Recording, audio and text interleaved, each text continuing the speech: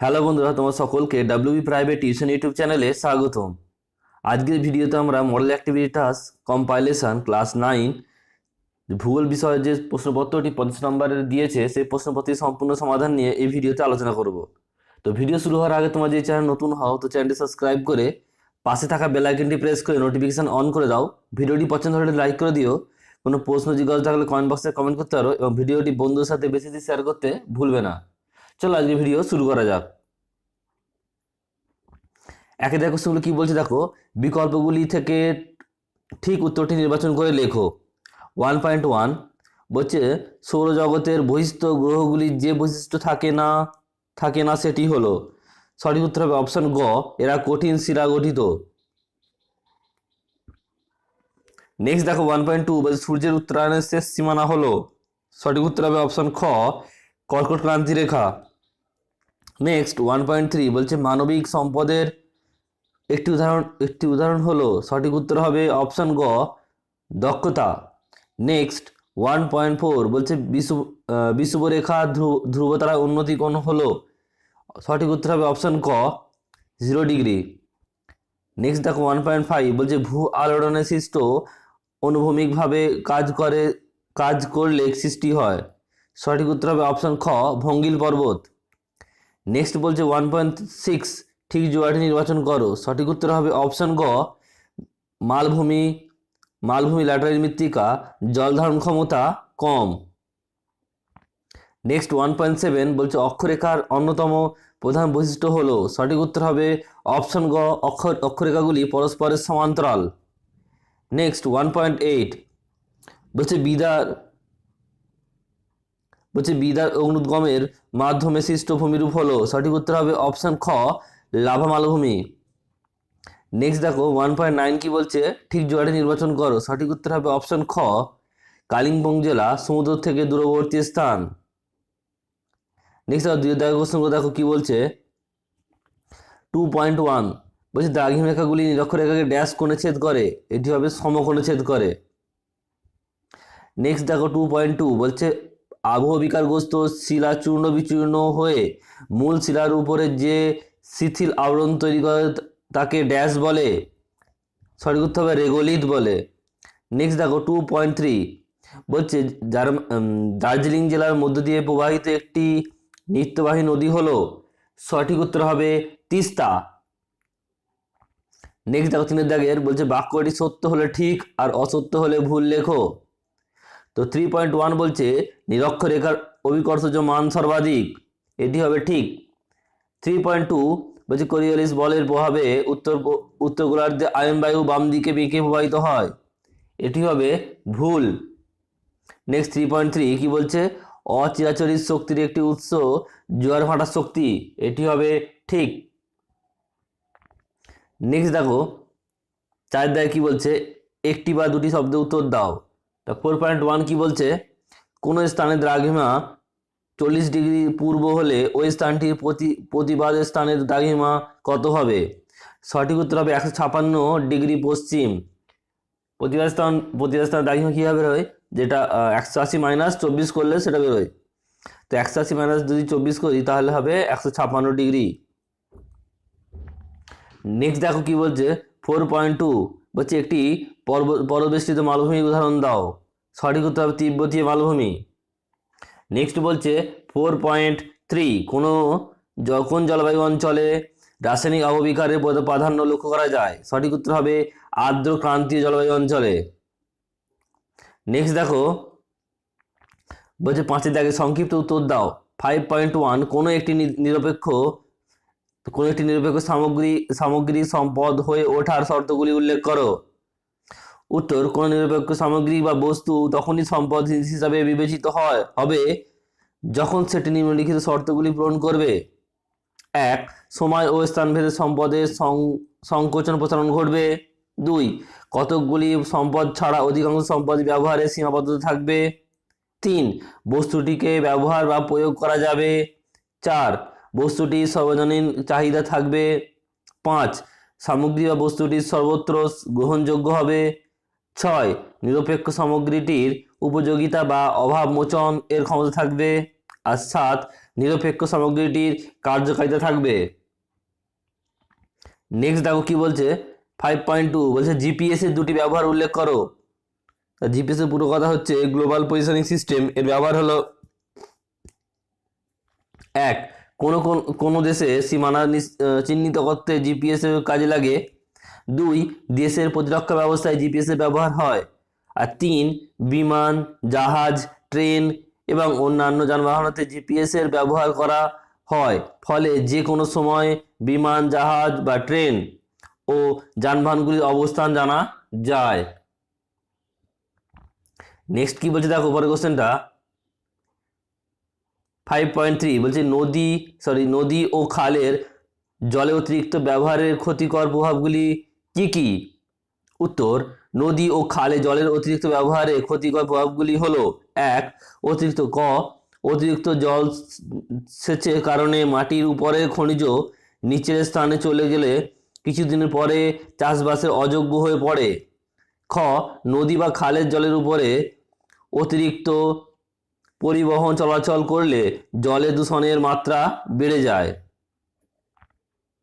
গ, নদীর জল শিল্পে ব্যবহার হয় এবং সেই জলের বর্জ্য নদী ও খালের জলে মিশে জলের দূষণের মাত্রা বাড়িয়ে দেয়। নেক্সট দেখো 5.4 বলছে আবহবিকারে প্রাণীদের ভূমিকা উদাহরণ সহ আলোচনা করো। উত্তর, 1 নম্বর, কেঁচো, ছুঁচো, ইঁদুর, খরগোশ, কুকুর ইত্যাদি প্রাণী এবং নানা প্রকার কীটপতঙ্গ শিলার উপর গর্ত খুঁড়ে বলছে শিলার আবহবিকারে সাহায্য করে। আর 2 হচ্ছে রাস্তা নির্মাণ, কৃষিকাজ, খনিজ দ্রব্য উত্তোলন ইত্যাদি কার্যবলীর ফলে শিলার আবহবিকারে সাহায্য করে। নেক্সট দেখো 6টা কি বলছে 6 দাগের নিচের প্রশ্নগুলির উত্তর দাও। 6.1 আমরা পৃথিবীর আবর্তন বেগ অনুভব করি না কেন? উত্তর, পৃথিবীর বিভিন্ন স্থানে আবর্তন বেগের তারতম্য থাকলেও আমরা এই আবর্তনকে বুঝতে পারি না। আমরা যেখানে বসবাস করছি তার পারিপার্শ্বিক পরিবেশ অর্থাৎ ঘর বাড়ি মাঠ ঘাট সবই পৃথিবীর সাথে সাথে আবর্তন করে চলেছে। আমাদের সাথে আমাদের চারপাশের বস্তু সমূহের আপেক্ষিক অবস্থান এর কোনো রকম পরিবর্তন ঘটছে না আবর্তনের কারণে। এই কারণে আমরা পৃথিবীর আবর্তন অনুভব করতে পারি না। নেক্সট দেখো বলছে 6.2 পৃথিবীর বেশিরভাগ মানুষ সমভূমি অঞ্চলে বসবাস করেন, ভৌগোলিক কারণ ব্যাখ্যা করো। উত্তর, 1 নম্বর, নগরের বিকাশ ও প্রসার এবং সাংস্কৃতিক উন্নতি সমভূমিকে কেন্দ্র করেই ঘটে চলেছে। 2, কৃষি, খনি, শিল্প, ব্যবসা বাণিজ্য প্রভৃতি ক্ষেত্রে বিপুল বিকাশ কর্মসংস্থানের প্রত্যক্ষ পরোক্ষ সুযোগ করে দিয়েছে। এই জন্য মানুষের বসবাস সবচাইতে বেশি সমভূমিতে। 3, সমভূমি চাষ আবাদের খুবই উপযোগী। খাদ্যশস্য থেকে বাণিজ্য ও শিল্পের জন্য সব রকমের ফসল এখান থেকে উৎপন্ন হয়। নেক্সট দেখো 4 নম্বর বলছে সমভূমি জীবন ধারণের জন্য আমরা আদর্শ পরিবেশ পাই। নেক্সট কি বলছে 6.3 কোশ্চেনটা আগ্নেয় পর্বত ও ক্ষয়জাত পর্বতের মধ্যে পার্থক্য লেখো। তবে ক্ষয়জাত পর্বত দেখো কি বলছে ক্ষয়জাত পর্বত বলছে 1 নম্বর এর উচ্চতা কম ও ক্ষয়প্রাপ্ত হয় বলে ক্রমশ হ্রাস পায়। আর এর কি বলছে সঞ্চয়জাত ক্ষেত্রে দেখো এর উচ্চতা মাঝারি ও সঞ্চয় কার্যের ফলে এটি ক্রমশ বৃদ্ধি পায়। এদিকে দেখো ক্ষয়জাত দিকের ক্ষেত্রে কি বলছে এটি বয়সে প্রাচীন হয়, আর সঞ্চয়জাত এটি হচ্ছে বয়সে নবীন হয়। ক্ষয়জাত বলছে এর সাথে বহির্জাত শক্তিগুলির সম্পর্ক থাকে। আর কি বলে সঞ্চয়জাত ক্ষেত্রে বলছে এর সাথে কোনো ভূ অভ্যন্তরীণ শক্তিগুলির সম্পর্ক থাকে। ক্ষয়জাত বলছে এই সমভূমি বিভিন্ন প্রকৃতির শক্তি দ্বারা ক্ষয়ের ফলে সৃষ্টি হয়। আর সঞ্চয়জাত ক্ষেত্রে কি বলছে এই সমভূমি ম্যাগমা ও বলছে পাইরোক্লস জমে এই সৃষ্টি হয়। সাথে কোশ্চেনগুলো কি বলছে দেখো সাথে কোশ্চেন বলছে 7.1 বলছে চিত্র সহ নিম্নলিখিত বিষয়গুলি গুলির ভিত্তিতে পৃথিবীর গোলীয় আকৃতি প্রমাণ দাও। তা দুটো আছে, এখানে ক রয়েছে দিগন্ত রেখা আর খ হবে ধ্রুবতারা। খ হবে ধ্রুবতারা, এখানটা এটি মুছে গেছে। তো উত্তর দেখো, ছবিটা আগে দেখে নাও, ছবিটা এঁকে নেবে সুন্দরভাবে, তারপরে দেখো লিখবে কি উত্তর। বলছে পৃথিবীর আকৃতি কি রকম এই নিয়ে বহু প্রাচীনকাল থেকে কৌতূহল ছিল, কিন্তু প্রত্যক্ষ পরোক্ষ প্রমাণের সাহায্যে পৃথিবী গোলীয় আকৃতি ধারণা পাওয়া যায়। যেমন ক দিগন্ত রেখা, বলছে ভূপৃষ্ঠ থেকে যত উপরে যাওয়া যায় দিগন্ত রেখার পরিধিও তত বেড়ে যায়। ছবিতে স্তম্ভ দুটির ক স্থান ও খ স্থান অবস্থান গেলে দিগন্ত রেখার পরিধি বৃদ্ধি পায়, আবার বিমান থেকে দেখলে তা আরও বেশি বেড়ে যায়। পৃথিবীর গোলাকীয়র জন্য এমনটাই হয়, এর দ্বারাই প্রমাণিত হয় যে পৃথিবী গোলাকার। নেক্সট পয়েন্টে দেখো খ ধ্রুবতারা, ছবিটা দেখে নাও। বলছে পৃথিবীর উত্তর মেরুর অক্ষ বরাবর দৃশ্যমান তারা ধ্রুবতারা নামে পরিচিত। পৃথিবীর উত্তর গোলার্ধ থেকে সারা বছরই ধ্রুবতারাকে আকাশের উত্তর নির্দিষ্ট স্থানে দেখা যায়। যখন ম্যাপ বা কম্পাস কিছুই ছিল না, তখন ধ্রুবতারাকে দেখে মানুষ দিক নির্ণয় করত। নিরক্ষরেখা থেকে যতই উত্তরে যাওয়া যাবে তারাটি ততই উপরের দিকে উঠতে দেখা যাবে। উত্তর মেরুতে এর উন্নতি কোণ থাকে 90 ডিগ্রি। পৃথিবীর গোলাকার আকৃতি বলি এমনটি ঘটে। নেক্সট দেখো, বলছে 7.2 উচ্চ পার্বত্য অঞ্চলে তুষারের কার্যের ফলে শিলা আবহবিকারগ্রস্ত হয়। চিত্র সহ ব্যাখ্যা করো। আর হচ্ছে অক্সিডেশন বা জারণ প্রক্রিয়ায় শিলা কিভাবে বিয়োজিত হয় উদাহরণ সহ লেখো। উত্তর, যে যান্ত্রিক আবহবিকার প্রক্রিয়ায় হিমশীতল অঞ্চলে শিলা ফাটলের মধ্যকার জল বরফে পরিণত হয়ে প্রবল চাপ সৃষ্টি করে, শিলা ফেটে গিয়ে কোণযুক্ত শিলাখণ্ডে পরিণত হয়, তাকে তুষার আবহবিকার বলে। প্রক্রিয়া হিমশীতল উচ্চ পার্বত্য বা উচ্চ অক্ষাংশে অঞ্চলে গ্রীষ্মকালে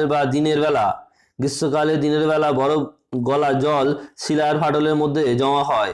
শীতকালে রাতের বেলায় তা বরফে পরিণত হয়, হয়ে আয়তনে বেড়ে যায় এবং শিলা বরফে পরিণত হয়ে আয়তনে বেড়ে যায় এবং শিলা ফাটলের গায়ে প্রচণ্ড চাপ দেয়।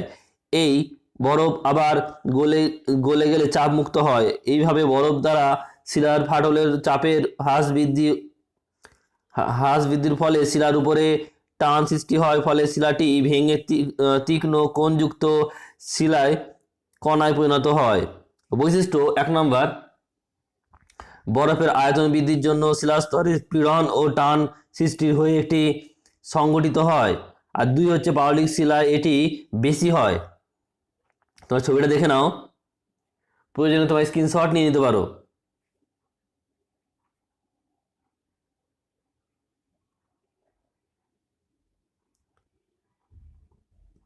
নেক্সট যে পার্টটা ছিল দেখো, অক্সিডেশন বা জারণ কি। উত্তর, শিলা খনিজের সাথে রাসায়নিক প্রক্রিয়ার অক্সিজেন যুক্ত হলে তাকে অক্সিডেশন বা জারণ বলে। যে সকল শিলার মধ্যে লোহা, অ্যাম্ফিবল, পাইরক্সিন প্রভৃতি খনিজ আছে সেখানেই এই প্রক্রিয়া কার্যকর হয়। লোহা যখন ফেরাস অক্সাইড রূপে থাকে তখন তা ভীষণ কঠিন, কিন্তু অক্সিডেশন প্রক্রিয়ায় যখন ফেরিক অ্যাসিডে পরিণত হয় তখন তা সহজে ভেঙে যায়, তাই শিলার মরচে ধরে। সংকেত দেখে নাও, সমীকরণটা 4FeO plus 3H2O plus O2 is equal to 2 Fe2O3 আর 3H2O। নেক্সট দেখো 7.3, বলছে পশ্চিমবঙ্গের জলবায়ু কিভাবে মৌসুমী বায়ু দ্বারা প্রভাবিত হয়। উত্তর, 1 নম্বর, প্রাকৃতিক ঝঞ্ঝা। মৌসুমী বায়ুর প্রভাবে গ্রীষ্মকালে বৈশাখ জ্যৈষ্ঠ মাসে কালবৈশাখী, শরৎকালে আশ্বিনে ঝড়, শীতকালে পশ্চিম ঝঞ্ঝার প্রাদুর্ভাব দেখা যায়। 2 বৃষ্টিপাত। এই রাজ্যে মোট বৃষ্টিপাতের প্রায় 42% মৌসুমী বায়ুর প্রভাবে জুন থেকে সেপ্টেম্বর মাসের মধ্যে ঘটে। 3 নম্বর, উষ্ণতা। মৌসুমী বায়ুর প্রভাবে উষ্ণতার বৈচিত্র্য ঘটে। আর্দ্র দক্ষিণ পশ্চিম মৌসুমী বায়ুর প্রভাবে গ্রীষ্মকালীন তাপমাত্রা গড়ে 5 থেকে 10 ডিগ্রি কমে। শীতকালে উত্তর পূর্ব মৌসুমী বায়ুর প্রভাবে শীতের তীব্রতা ও শুষ্কতা বাড়ে। 4 নম্বর বলছে ঋতু বৈচিত্র্য। মৌসুমী বায়ু প্রভাবে মৌসুমী বায়ু ঋতুভিত্তিক প্রভাবের দ্বারা রাজ্যের গ্রীষ্ম, শীত, গ্রীষ্ম, বর্ষা, শরৎ ইত্যাদি প্রভৃতি ঋতু চক্রাকার আবর্তন ভালোভাবে বোঝা যায়।